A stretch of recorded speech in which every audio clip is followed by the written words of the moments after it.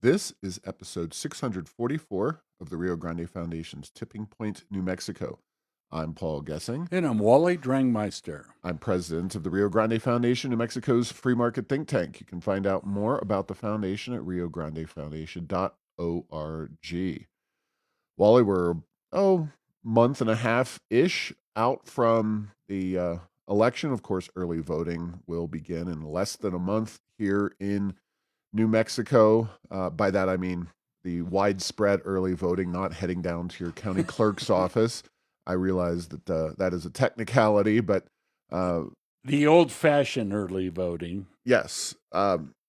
Lots going on at the Rio Grande Foundation, and just give a few recaps here. And I know you were able to go see the We the Living movie last night. So let's first and foremost, I'll share a little bit about my travel plans or travel recently. I was in Dallas for a conference in which we discussed economic freedom and a report put out by the Canadian Fraser Institute, which analyzes economic freedom across North America and into Mexico. So Canada, U.S., and Mexican economic freedom, as well as states within those relevant countries. And we sit around for a day or so and talk about what is happening in the various nations.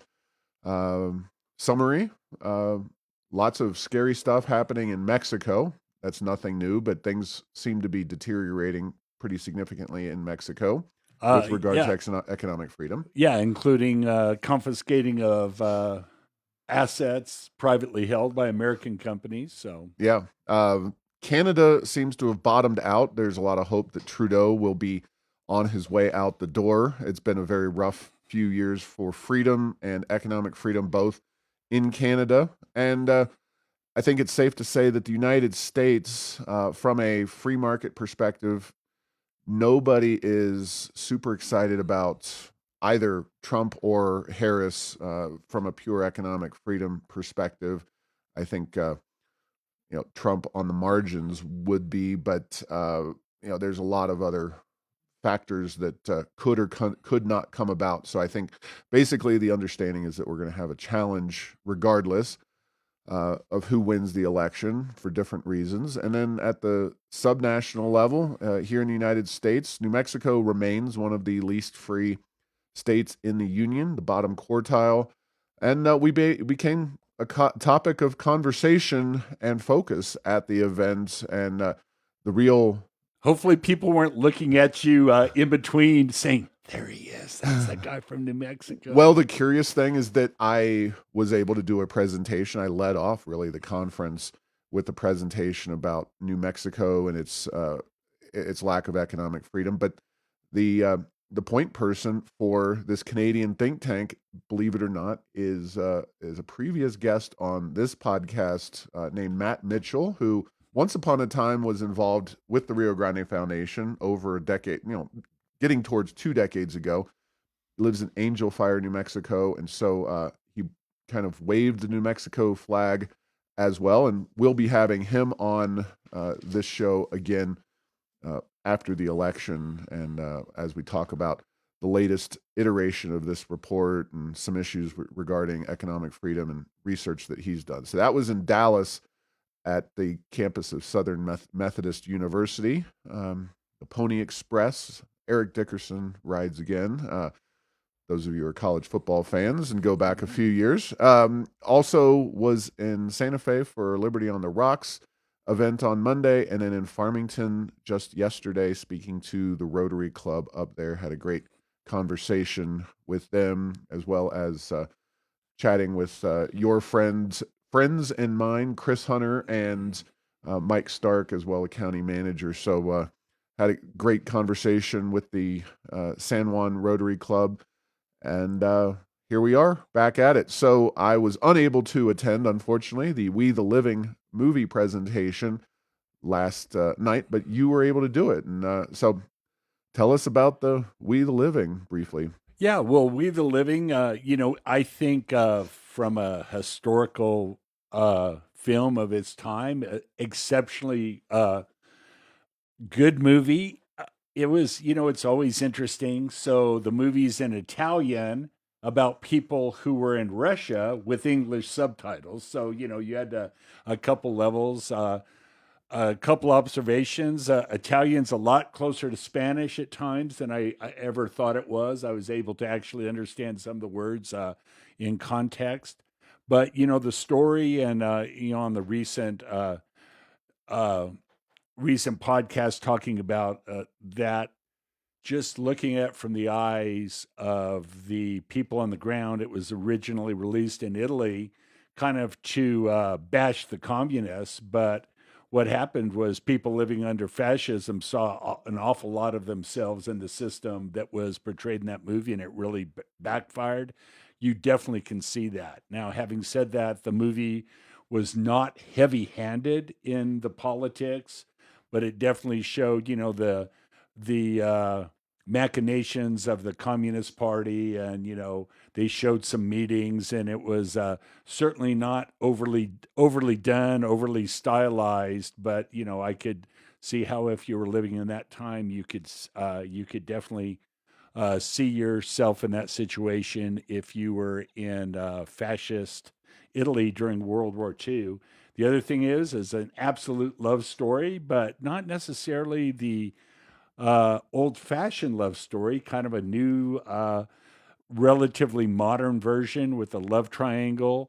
But the restoration was very well done in the Guild Theater. If you haven't been there, very small theater, but very new and comfortable chairs.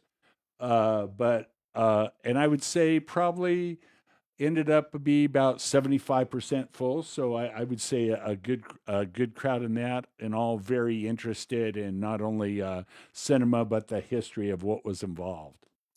Very nice. Well, glad you got to attend, and I'm sure there's more showings across the country. Yeah, WeTheLivingMovie.com. and across the world, frankly. Yep. And then I did see on their website that if anyone's out there that if you can that they will show it for free if you have kind of a an art theater in your community. And just from a history and a cinema point of view, I think it really, and the story about how it was brought back from being lost, it would be definitely something that I think if you have a theater in your town, I think you can probably get a free showing of it if you'll contact them. And WeTheLivingMovie.com, highly recommended. So Very nice. Well, I had a opinion piece published in the Santa Fe New Mexican, and I'm sure it'll run in a handful of other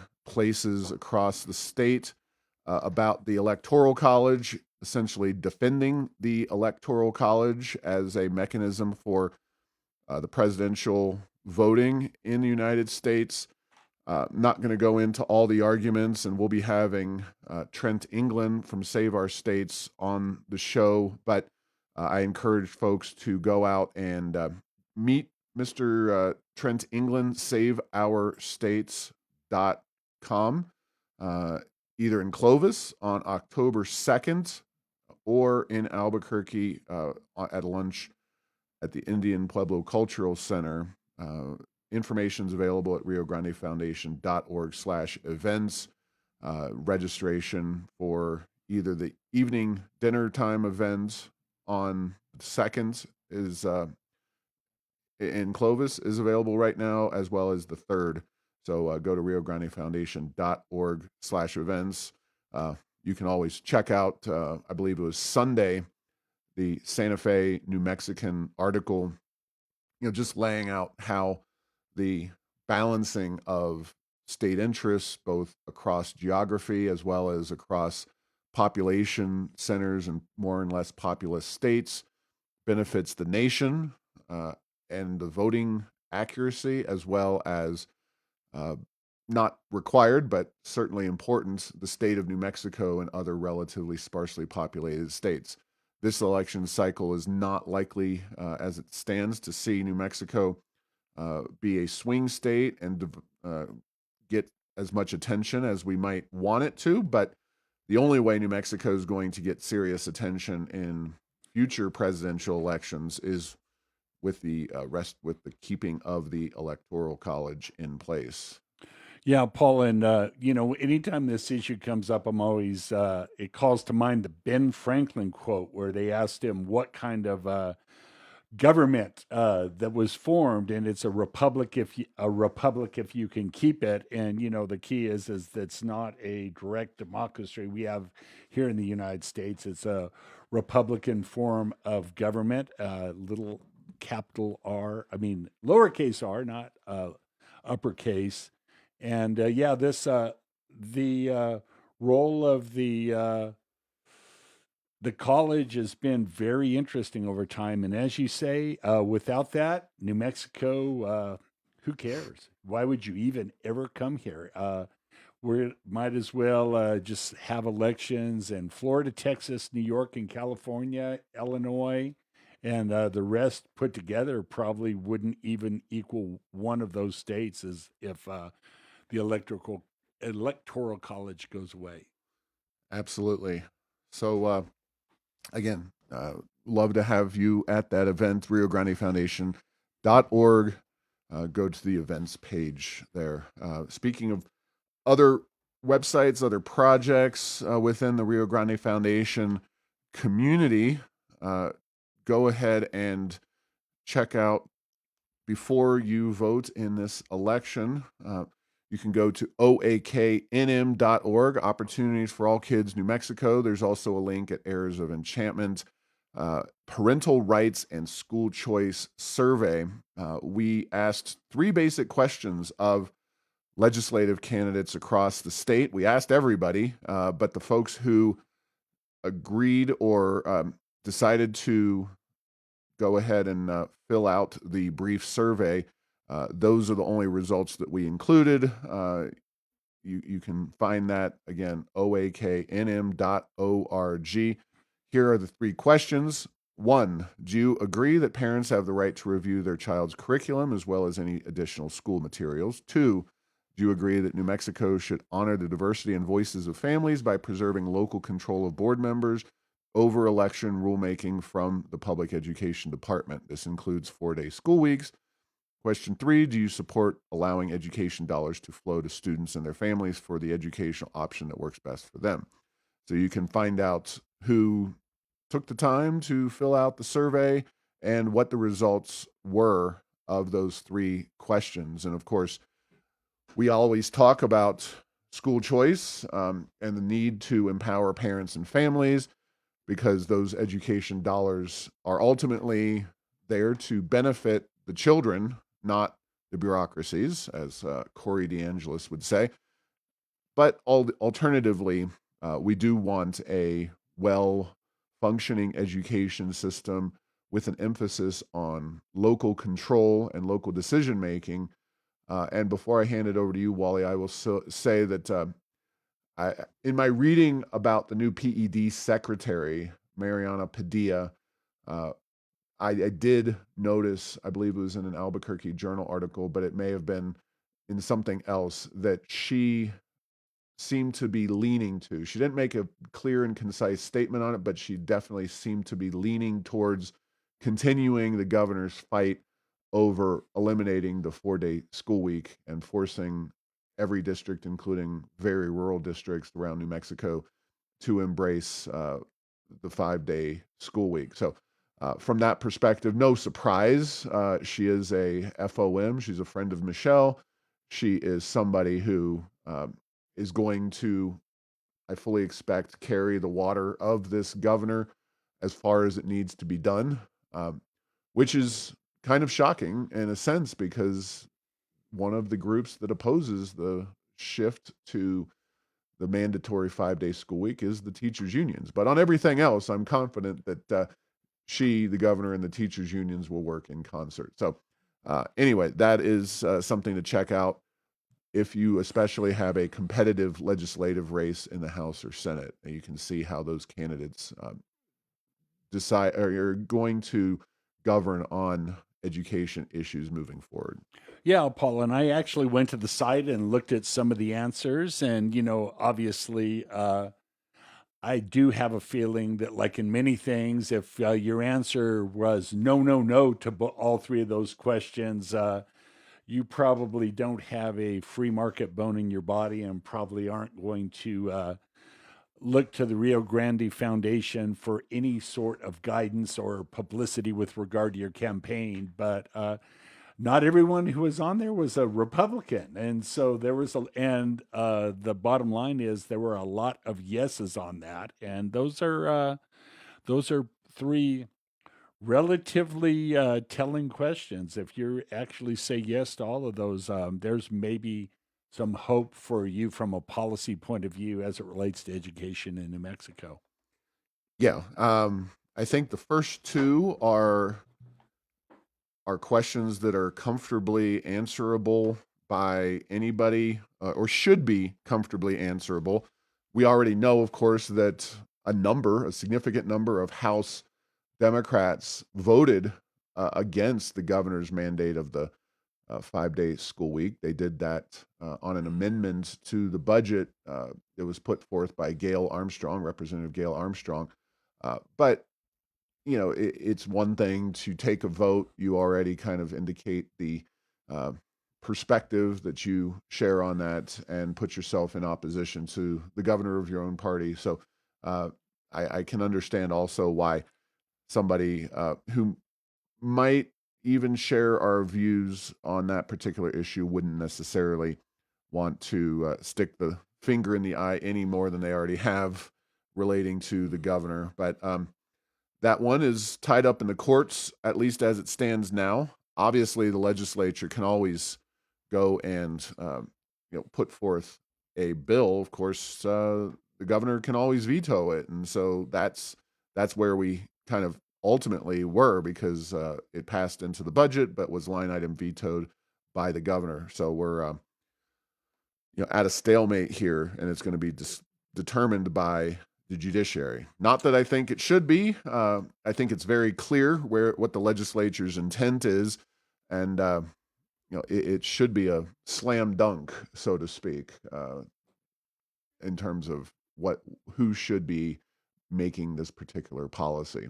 Yeah, no question. And this 4-day, 5-day school week, it's a very interesting issue, and it really comes down to local control. And the districts that have 4-day school weeks are some of the most spread out and sparsely populated school districts, not only in the state of New Mexico, but really, I know that if you look at that across the whole United States. And so there are the 5-day school week people that say there's a all things being equal, or in the long run, there's a very slight improvement of educational outcomes for 5-day school weeks compared to four. And to which I answered, I'm sure that's true, but all things are not equal. If you're in some of these rural school districts that people live so far away, they'll take their kids out of school. You won't be able to get teachers. I don't think all things are equal when it comes to the school districts in New Mexico that have these 4 day school weeks. There's a very strong reason for them, and it works for their community. And by the way, while they're not at the 95th percentile nationally, they tend to be outperforming some of the urban school districts in New Mexico that are on 5 day school weeks. So no one really talks about that much here in New Mexico that's supporting the governor on that position. You got it. Exactly. So check out that survey and make sure you have all the information you need to vote in this election. All right.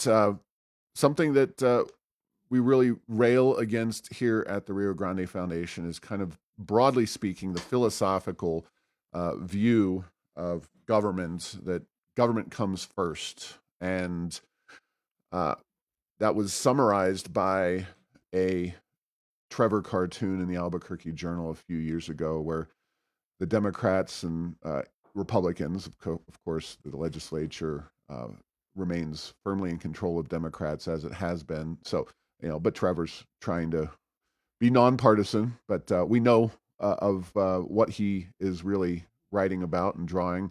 pictures of cartoons, and they're in the roundhouse, and they're standing kind of adjacent to the logo that appears and our state seal, which is Crescit Undo, grows as it goes, uh, which applies to government in New Mexico. But Trevor's his replication of that logo is government of the government, by the government, and for the government. And I'm going to talk here about a couple of cases that we've just kind of seen in the last few weeks.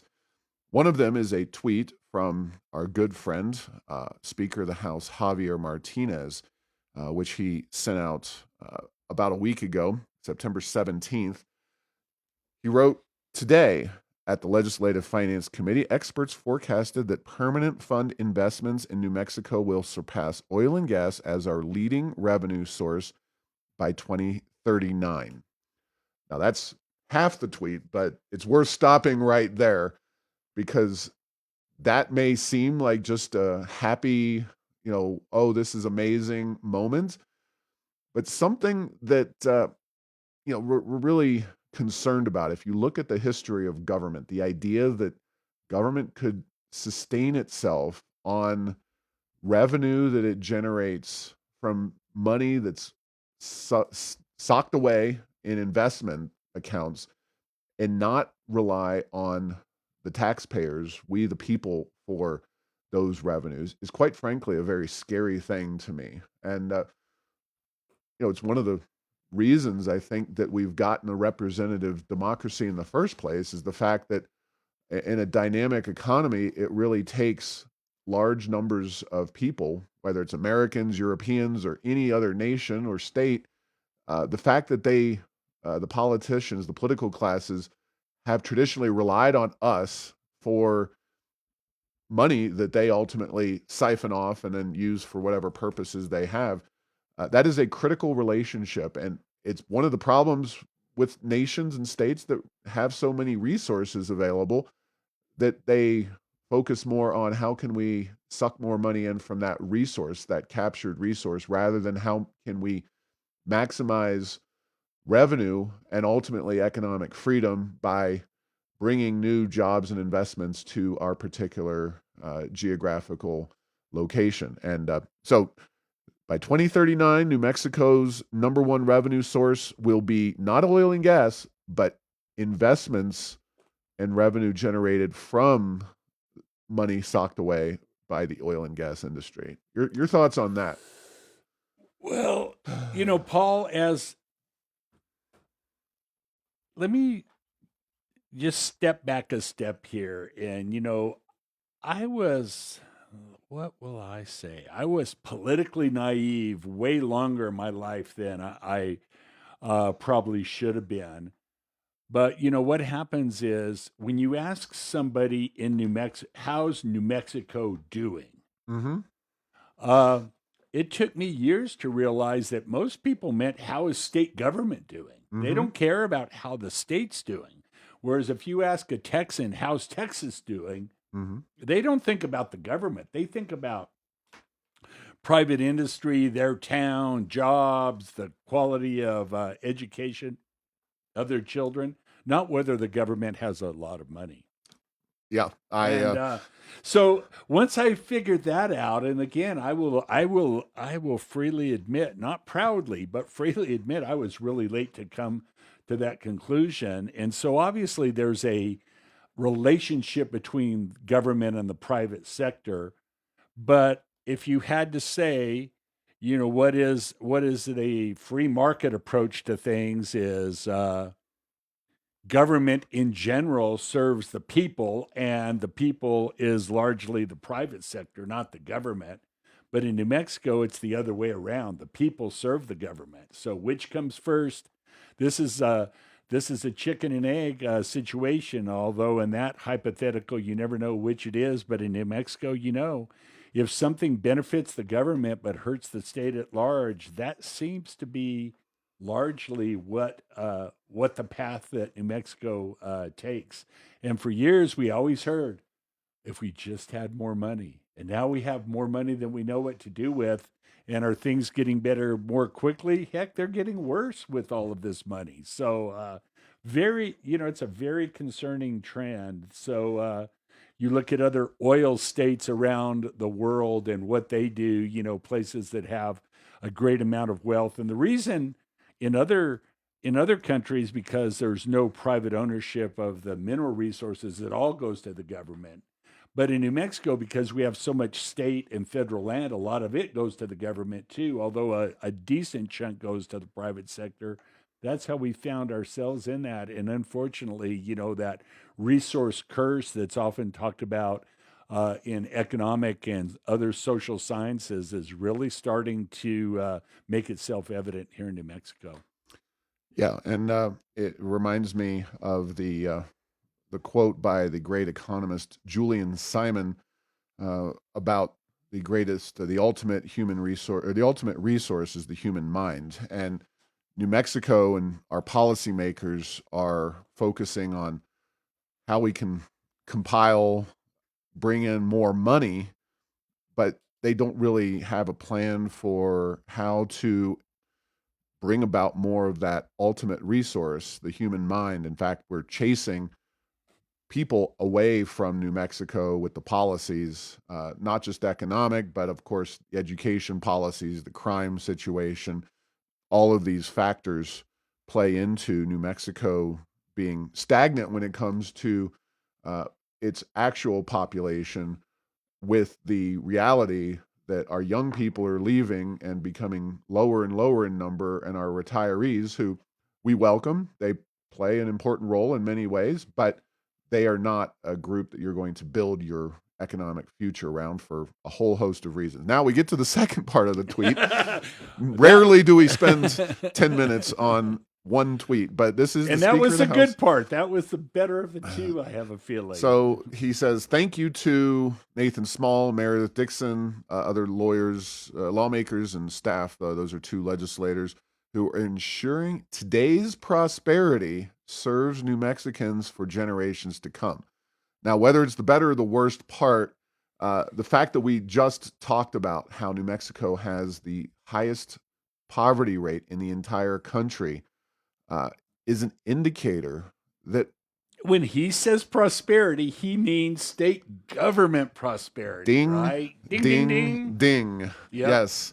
So this is rarely are there individual tweets that just highlights an entire economic doctrine and approach to governing. But I think that one summarizes things quite nicely. And ultimately, if you read between the lines, what he's saying is that we are, in 15 years, going to be in a situation where the state of New Mexico is completely, or almost completely, unaccountable to the population of New Mexico. We already see prosperity exclusively in terms of its impact, or the impact that various policies have on government and its prosperity.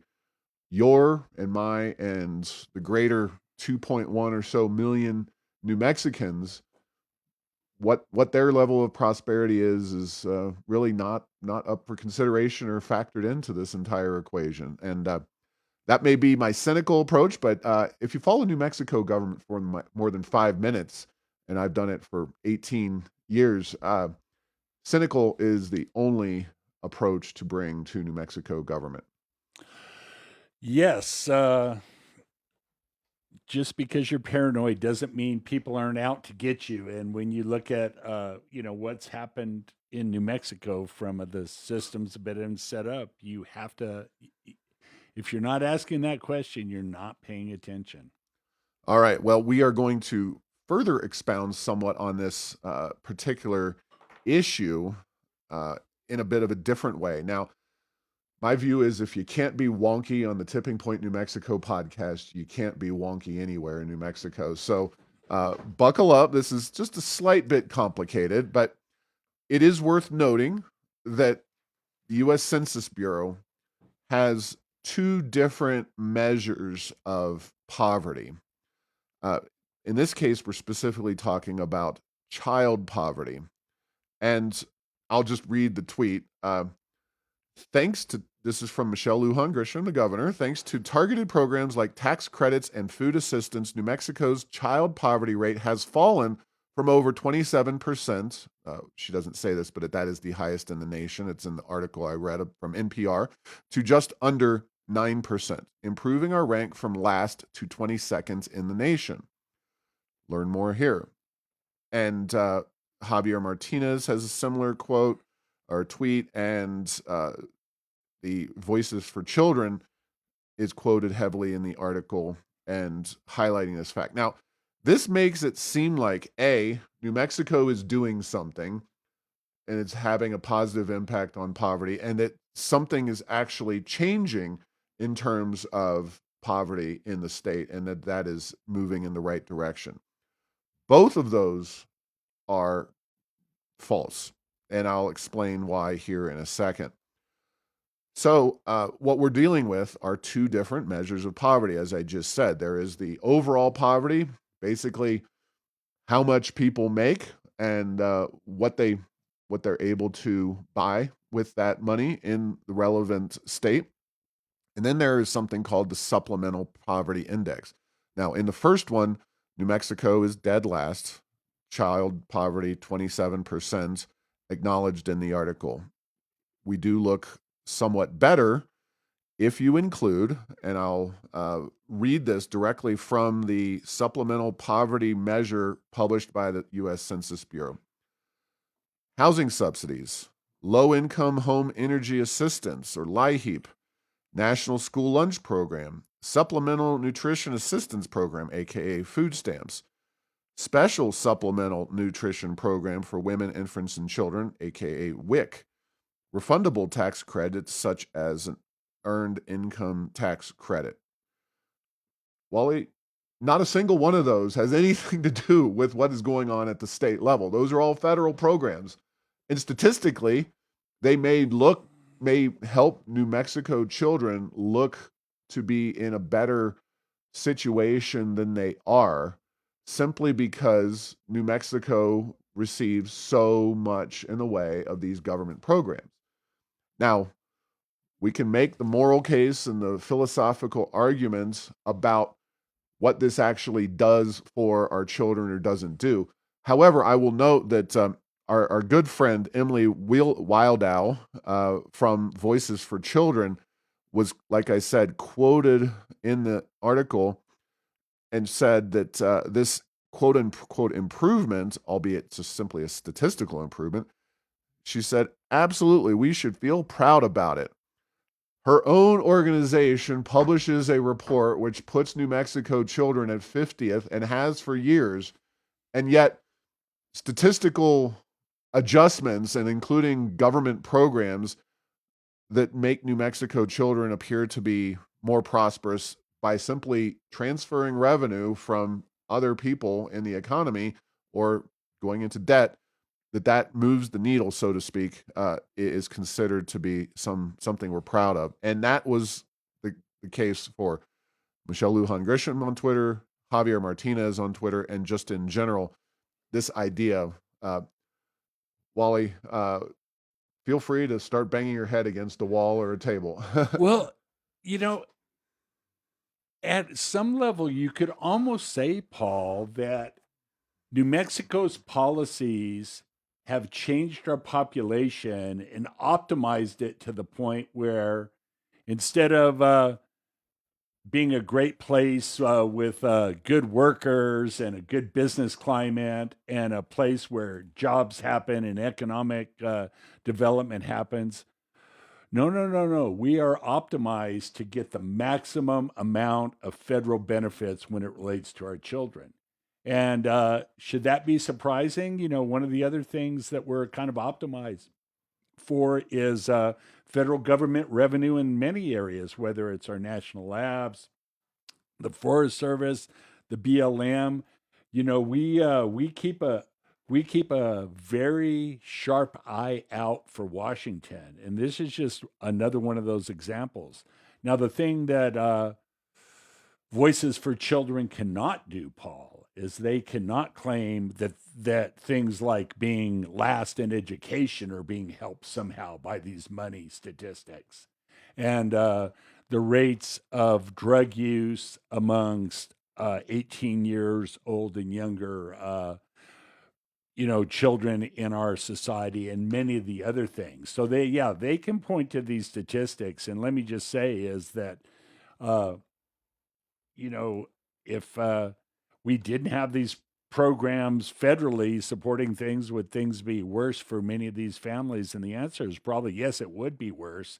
But again, is what should we keep going in such a way where we have ever more of people that are dependent on the government? And we've already seen in our healthcare system, Medicaid has gotten to the point where the numbers on that are so high that it's very difficult for doctors to want to stay here, want to come here. Education, crime, all the things that are really important are not being solved by federal money largely, and certainly not being solved by state money. It's policy issues and other things. And we'll just blow those off and say, yeah, 9%, that's pretty good. We don't, nothing to see here. Move along, and we'll just go about our business in Santa Fe.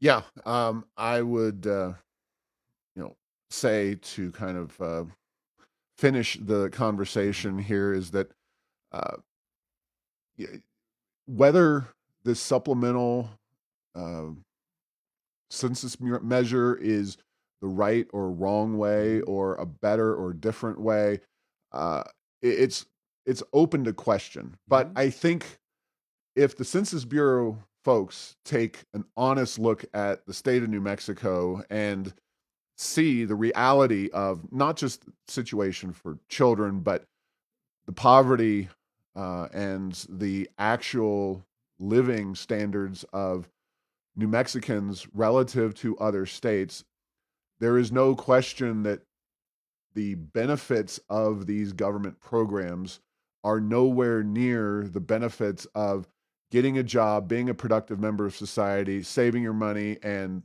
buying a house, buying a car, and doing all the things that people who succeed in this nation, and those are kind of just like very baseline, but those are the things that actually drive improved conditions for children and families across the spectrum. And New Mexico, if you will, is a poster child of a state that may statistically be improved quite dramatically in terms of material conditions. But we're not just talking about material conditions. We're talking about the parent that goes out and gets the job and instills that spirit of responsibility and improvement and success in their children, as opposed to somebody who sits at home, maybe materially isn't much different when it comes to the money that they receive, as opposed to the results, which are clearly inferior here in New Mexico. So, um, fascinating thing to discuss and share. And again,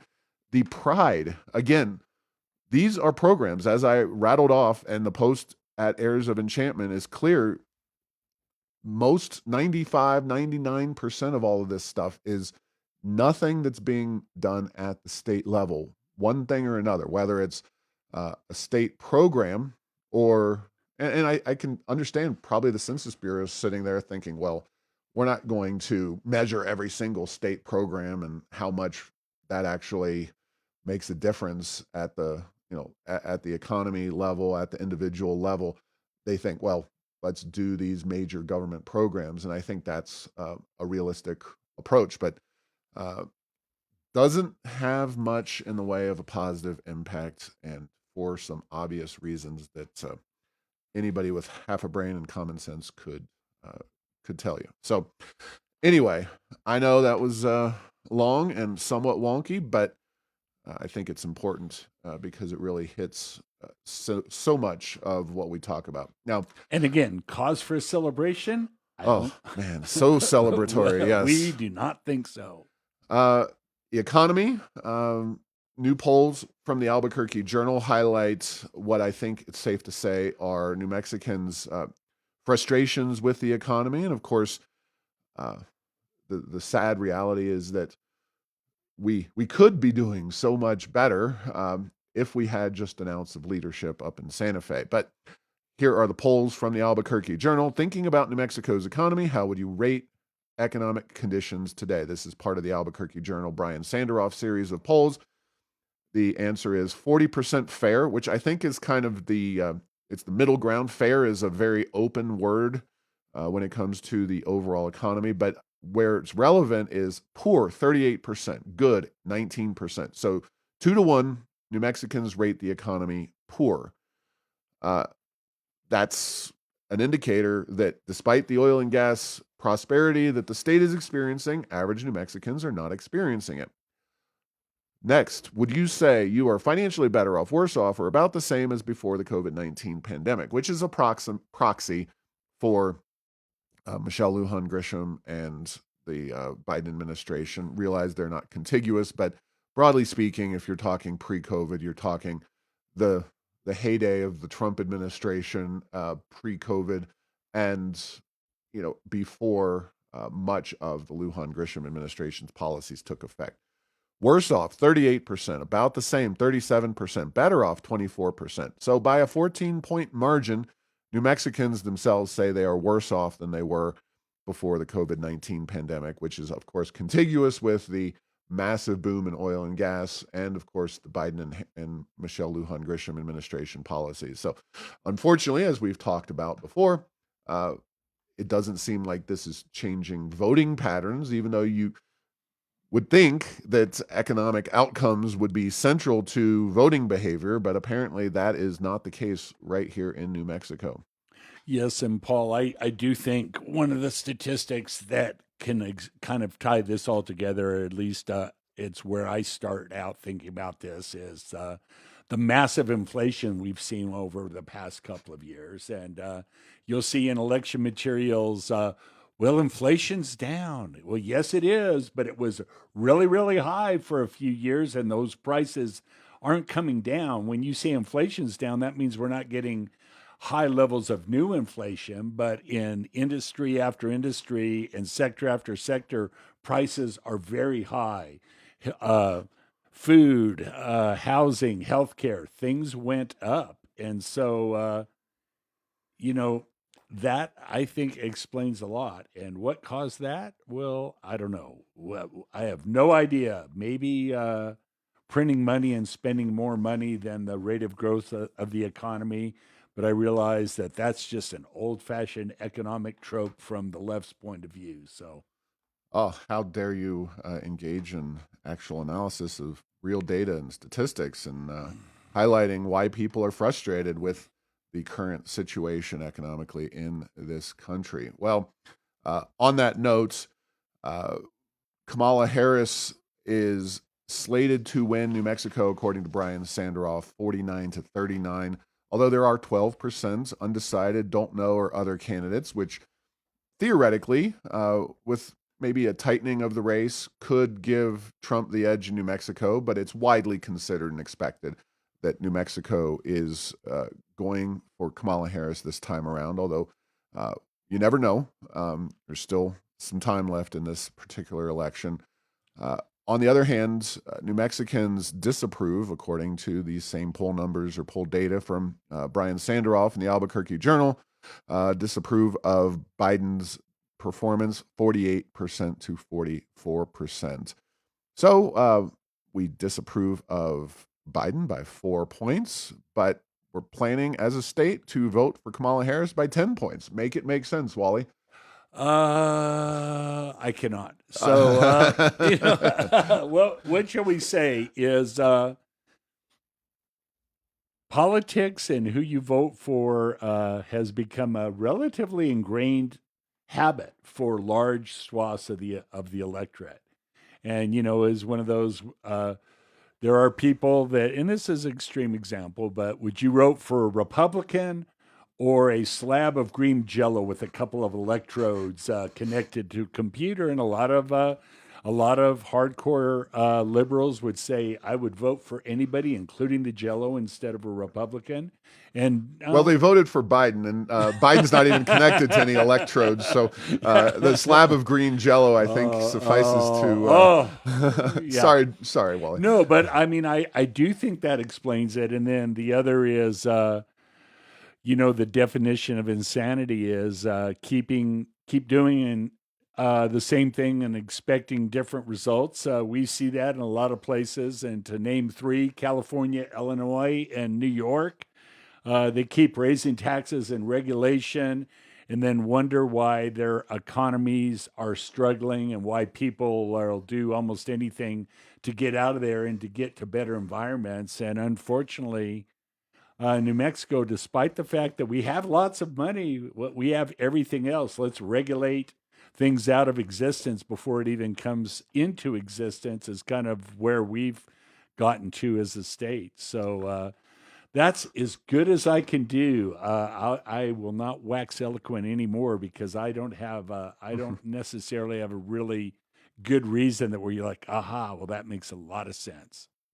Yeah, well, I threw that one at you, figuring that you could just wave your magic wand and give us an explanation. I have nothing either. I almost turned into Bruce King when in God love him, former governor of New Mexico. I'm glad you asked me that, Paul, and then you just ramble on for 30 minutes on nothing to do with the question. I almost went there on you. Well, now we've got to get the Kamala Harris. I was born in a middle-class family, and I think that's about the best answer you can come up with at this point. So there you go. Real quick, concluding, California Governor Gavin Newsom signed a law banning all plastic bags from the state. So no grocery store plastic bags of any kind will be offered in the state of California. No surprise there. We talked about this and the failure of their initial plastic bag ban and the fact that their initial bag ban actually increased plastic waste in the state. But here we go in California, and we'll see how long it takes some enterprising souls in the legislature or New Mexico City like Santa Fe or something to go ahead and fully ban all plastic bags from the grocery stores, et cetera. But that's newsworthy. And then just last night in Carlsbad, New Mexico, a place very, very different from California, although there is a Carlsbad, California, and it is a lovely town in spite of being located in Gavin Newsom's neck of the woods, so to speak. But Carlsbad, New Mexico, adopted a plastic bag ban of the more modest variety, the thin plastic bags, for 2 years. And theoretically, it is a trial run. Hopefully, they do some analysis and study of the issue because that is the only way to tell if this policy succumbs to similar problems as California's did in terms of failing and actually generating more plastic waste. But Carlsbad, too many C's, Carlsbad went down that unfortunate path just the last evening, September 24th. So that is where we're going to leave things, Wally, and thanks for listening to this week's episode. Find all episodes at tippingpointnm.com or at the Rio Grande Foundation's YouTube channel. Subscribe to the show at Apple, Stitcher, or tell Google Home to play Tipping Point New Mexico. Thanks to Path 3 Marketing for producing this show.